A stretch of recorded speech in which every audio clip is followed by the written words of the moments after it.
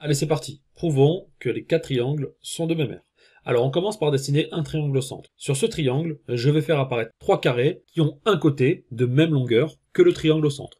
Une fois que ça c'est fini, on va faire apparaître 3 triangles, un en haut à droite que je dessine en jaune, puis un en bas à gauche qu'on dessine aussi en jaune, et on finit avec celui en bas à droite qu'on dessine de la même façon en jaune.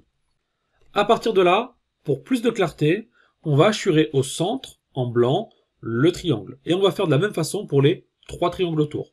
En haut, on va choisir la couleur rouge, d'accord? Comme ça, visuellement, on les voit bien. En bas à gauche, on choisira le vert. Et on finira avec le bleu pour celui en bas à droite. À partir de maintenant, on va faire en sorte que chaque triangle subisse une rotation, de telle sorte que le départ de la flèche, qui est lié à un côté, ramène ce côté sur le côté que la flèche pointe, d'accord? Donc on a clairement une rotation d'un angle de pi sur 2, d'accord? Dans le sens trigonométrique des choses. On va faire pareil pour le triangle vert, et on fera pareil pour le triangle bleu.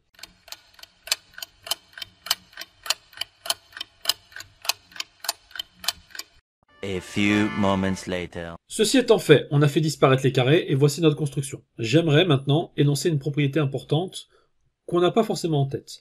Dans un triangle, lorsqu'on trace la médiane, je vous rappelle que la médiane est le segment qui part d'un sommet pour rejoindre le côté opposé en son milieu, cette médiane a une propriété assez intéressante avec les aires, elle partage en 2 triangles de même aire un triangle, d'accord? On va du coup, pour être un peu plus carré, prouver cette propriété. Je vais appeler ce triangle le triangle ABC. Je vais placer I, le milieu du segment AB. Une fois que ça c'est fait, je vais tracer la médiane issue du point C, qui rejoint donc le point I sur le segment AB, et je vais tracer en vert la hauteur, qui part du point C et qui rejoint le côté opposé perpendiculairement. On va s'intéresser à 2 aires maintenant, d'accord? La première sera l'aire du triangle CIB, qui vaut donc base fois hauteur divisé par 2, donc BI fois H divisé par 2. On va faire pareil pour un deuxième triangle, qui sera le triangle CAI. De la même façon, la base étant AI, on va donc faire AI fois H divisé par 2. Mais puisque I partage le segment AB en 2 parties, il est évident de voir que BI est égal à AI, et donc que les 2 aires sont égales. Maintenant, regardez ce qui va se passer. Je vais tracer en rouge un triangle. Le segment jaune à l'intérieur que je pointe avec la flèche est la médiane de ce triangle, par construction. Si vous ne le voyez pas, regardez comment j'ai construit la figure. Une fois qu'on a noté ça, il est facile de voir que cette médiane partage en 2 parties égales, en R1, ce triangle. Donc, la partie hachurée en blanc est égale à la partie hachurée en bleu. Maintenant, dans ce triangle, on va répéter le même procédé.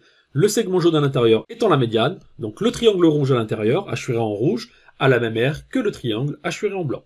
Et on finit avec ce dernier triangle, et on répète encore une fois le procédé. Le triangle hachuré en vert a la même aire que le triangle hachuré en blanc.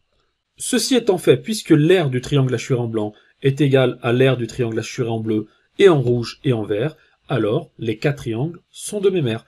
Et on vient, tranquillement, de prouver notre propriété. J'espère que cette petite construction vous aura plu. N'hésitez pas à la partager autour de vous. Et pour ma part, je vous dis à bientôt pour une prochaine vidéo. Allez, bye bye!